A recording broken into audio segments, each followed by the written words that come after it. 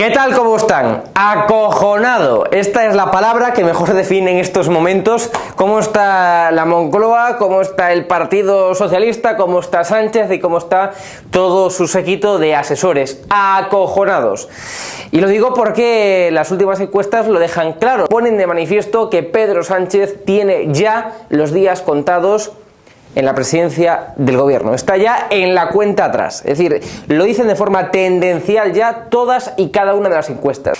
700.000 votos, esa es la cifra, ese es el dato clave, y son los votos que Feijóo, que Alberto Núñez Feijóo, el líder del partido de la oposición, del Partido Popular, pues le ha arrebatado a Pedro Sánchez. Es decir, 700.000 personas que en las anteriores elecciones votaron al PSOE, ahora, a día de hoy, votarían al Partido Popular, votarían a Alberto Núñez Feijóo. 700.000 personas, que se dice rápido. Esto es lo que evidentemente más preocupa a la Moncloa, más preocupa a Pedro Sánchez. Por eso de forma habitual ya escuchamos a ministros, ministras y menestras, como diría Irene Montero, pues decir que se estaba mucho mejor, que era mucho mejor el Partido Popular con la anterior dirección, con la anterior cúpula de Casado, Egea y compañía. Hombre, no me extraña Pedro Sánchez, no me extraña PSOE. Hombre, con Pablo Casado lo tenía más fácil. Las encuestas, bueno, le daban efectivamente ya sobre todo hacia el final de mandato de Pablo Casado, pues le daban que iba a ganar las elecciones, pero de forma mucho más moderada que las elecciones que ganaría Alberto Núñez Feijóo, y sobre todo que no le arañaba tantos votos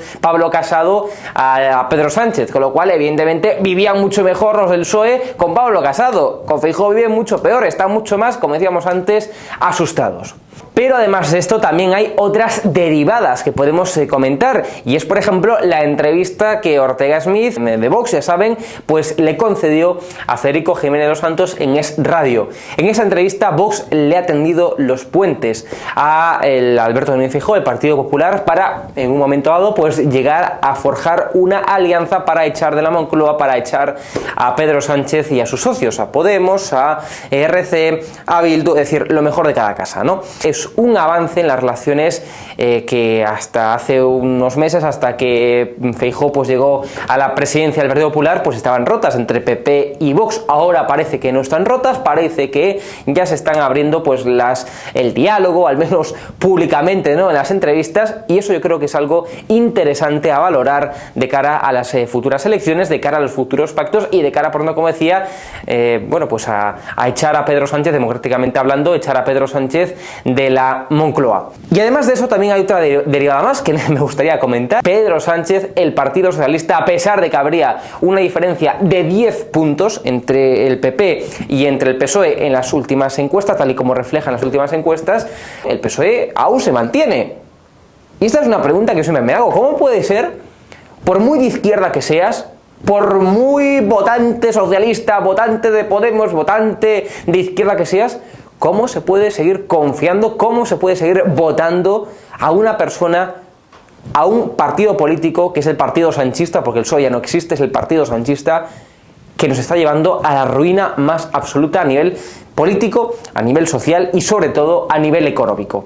Y esto, oye, son datos. Si hablamos de inflación, bueno, ya saben, doble dígito, casi 11% de inflación, una inflación subyacente que es la que elimina la volatilidad de la economía, pues altísima, en máximos históricos, en récord históricos. Pero no solamente eso, es que si comparamos la inflación de España con el resto de economías desarrolladas de la Unión Europea, España es el país con la mayor inflación de todos los países. Hombre, si hablamos de crecimiento económico, España a día de hoy es el único país de la Unión Europea, de nuestro entorno, de los países desarrollados, por tanto, que todavía no está creciendo a niveles previos de la pandemia. Podemos hablar también de lo que va a ocurrir ahora en el tercer trimestre y en el cuarto trimestre de este año. En el tercer trimestre vamos a caer en crecimiento económico un 0,2%. En el cuarto trimestre se espera que crezcamos a 0 y a partir de ese momento ya crecer en negativo. ¿Qué ocurre cuando crecemos 2 trimestres de forma consecutiva en negativo?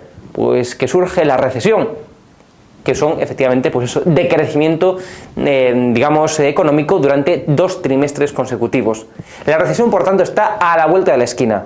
La crisis dura está a la vuelta de la esquina, y esto es algo que ya no niega ni el gobierno. ¿Qué pasa si hablamos de desempleo? Bueno, pues habrán encontrado la fórmula mágica, ¿no? Y es obligar, mejor dicho, a que empleos temporales pues sean convertidos en fijos discontinuos y, claro, ¡oh sorpresa!, los fijos discontinuos pues se contabilizan en las estadísticas del gobierno como fijos, es decir, como personas empleadas, no como desempleados, aunque en términos prácticos, cuando termine el verano, estos fijos discontinuos van a ser exactamente igual, van a estar en la misma situación que los desempleados.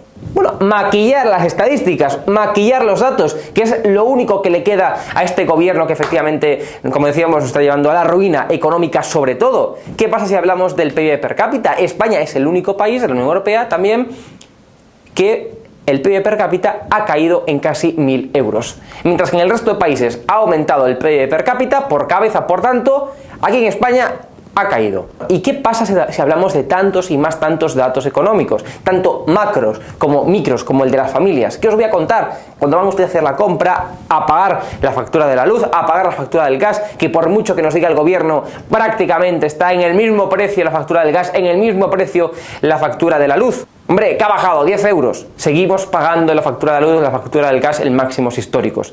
A Pedro Sánchez, al gobierno, por tanto, no se le pide que acabe con la inflación porque es un fenómeno mundial, no se le pide que acabe con la guerra porque es un fenómeno que afecta a nivel mundial, no se le pide que acabe con este contexto internacional negativo.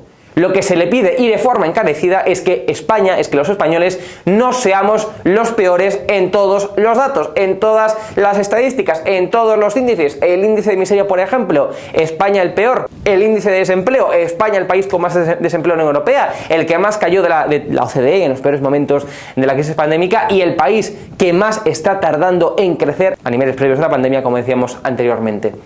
Y no se puede consentir tener un gobierno, sea de derechas o sea de izquierdas, en este caso evidentemente de izquierdas, pues que nos lleve a esta situación. Es increíble, como decíamos, que Sánchez, que el PSOE no haya caído más todavía en las encuestas que ya conocemos de forma tendencial, pero que también es evidente es que está en descuento ya. Está ya tachando los días en el calendario, los días que le quedan para permanecer en el Palacio de la Moncloa y en la presidencia del gobierno. PP y Vox, por tanto la oposición, tienen un trabajo por delante muy importante para poder consolidar esa alternativa a Pedro Sánchez. Seguiremos informando y contando. Un fuerte abrazo, amigos.